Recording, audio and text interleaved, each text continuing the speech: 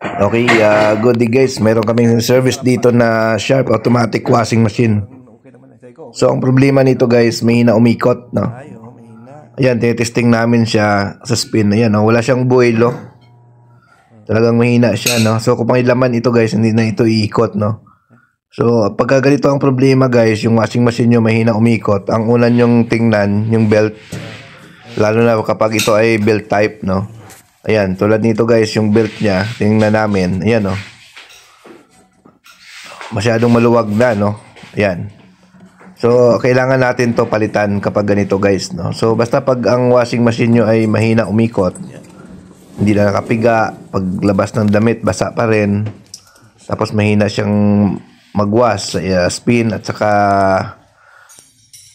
hindi na masyadong tuyo yung damit, automatic ipapacheck nyo guys yung belt, no. Yun po ang kadalasan na nasisira dyan, no. Kasi nga yung belt naman hindi talaga yan tumatagal, kumbaga may lifespan lang talaga yan.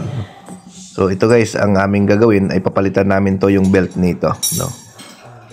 So yan po yung belt na papalitan natin. So ang sukat nitong Sharp guys sa mga belt nito is 18.5, no. So ang ipapalit nyo lang dyan 19. So kailangan nyo lang ihusog konti yung motor, no, kasi nga medyo maluwag siya. Pagka 19 ipapalit nyo, kasi wala namang nabibiling 18.5, bihira, no. Although mayroon naman, kaso bihira makahanap ng 18.5. So ang gagawin nyo, palitan nyo siya ng 19, tapos ihusog nyo lang konti yung motor. So pagka 18 naman kasi ipalit nyo, masyado siyang masikip, hindi mo na siya ma-adjust.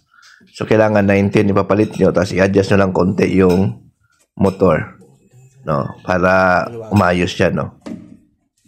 So yun po, no. So ang pag-adjust naman ng motor, ito may mga bolts lang naman yan. Ayan, no. Yan, buksan mo lang yan, 4, luwagan mo, tapos iusog mo konti yung motor para maganda yung tension ng belt. Yan, yun yung mga Sharp guys, no. Pagka nagpalit kayo ng belt, palitan nyo ng 19. Huwag yung 18, kasi 18 sisirain niya guys yung belt nyo kaagad, mabilis masira. Kasi pag nagkabit ka ng belt na masikip, mabilis masira yung belt. Kailangan tama lang yung tension ng isang belt guys kapag nagpalit kayo, no. So yun, no. So ang mga ganitong problema, no, basic lang naman ito, madali itong i-DIY sa mga mahilig mag-DIY, no. So sa mga gusto magpa-service sa amin, message lang kayo sa aming Facebook page, Northshire Repair Shop, no. Yan po yung ating official page sa ating services, Northshire Repair Shop, no. So sa mga gusto naman sumali sa ating mga palaro araw-araw, visit kayo or mag-follow kayo sa aming Facebook na Northshire Vlog, no.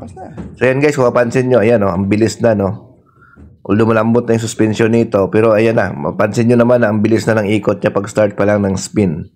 Samantala kanina nung nag-spin, halos hindi siya gumagalaw. So yun, okay na siya. Belt lang po ang naging problema. Ayaw niyang umikot, no, mahina umikot. Okay? Thank you, bye-bye.